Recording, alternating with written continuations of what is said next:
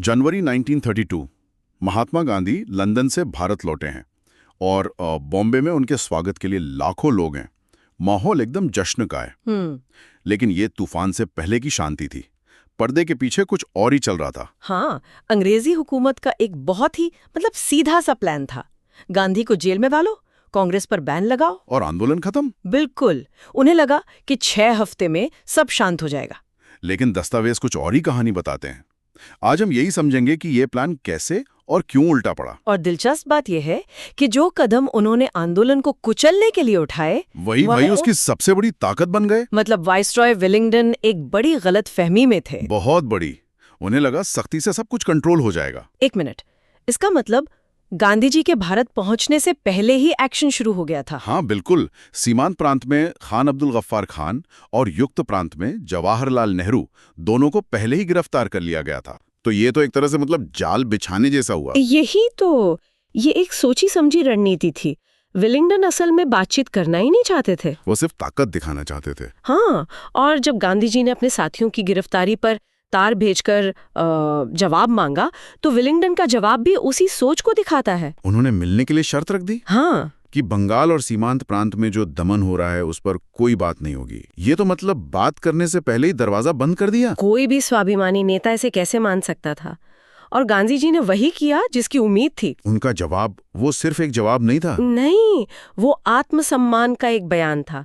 उन्होंने साफ कह दिया कि मैं अपने साथियों की आजादी की कीमत पर अपनी सुरक्षा नहीं खरीद सकता। एक तरह से अल्टीमेटम दे दिया। बिल्कुल, कि अगर ये दमनकारी कानून वापस नहीं हुए तो सविनय अवज्ञा आंदोलन दोबारा शुरू करना ही पड़ेगा। और सरकार तो जैसे इसी मौके का इंतजार कर रही थी। हाँ, 4 जनवरी 1932 आधी रात को गांधी जी और सरदार पटेल गिरफ्तार। और पूरे देश में ऑर्डिनेंस राज लागू हो गया।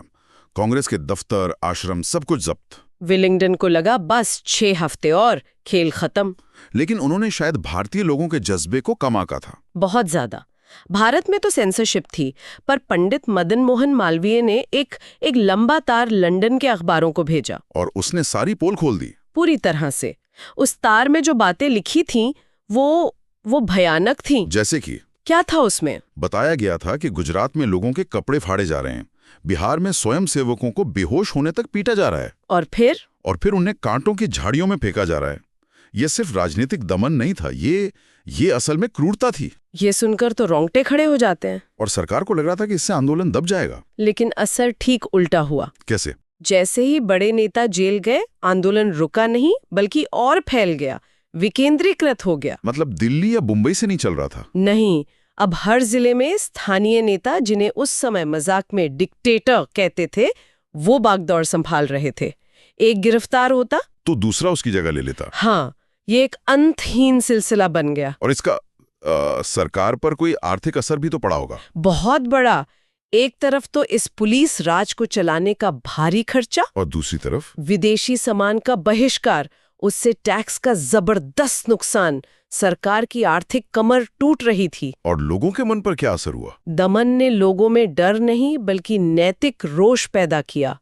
लोगों को लगा कि अब चुप बैठना गलत है। तो विलिंगडन का 6 हफ्ते वाला प्लान पूरी तरह फेल हो गया। पूरी तरह। तो हम कह सकते हैं कि 1932 के इस ऑर्डिनेंस राज ने ये साफ कर दिया कि अंग्रेजी हुकूमत अब सहमति से नहीं, सिर्फ लाठी के दम पर राज कर रही थी। और जैसा कहते हैं, लाठियां तो टूट गईं, लेकिन लोगों का हौसला नहीं टूटा। बिल्कुल।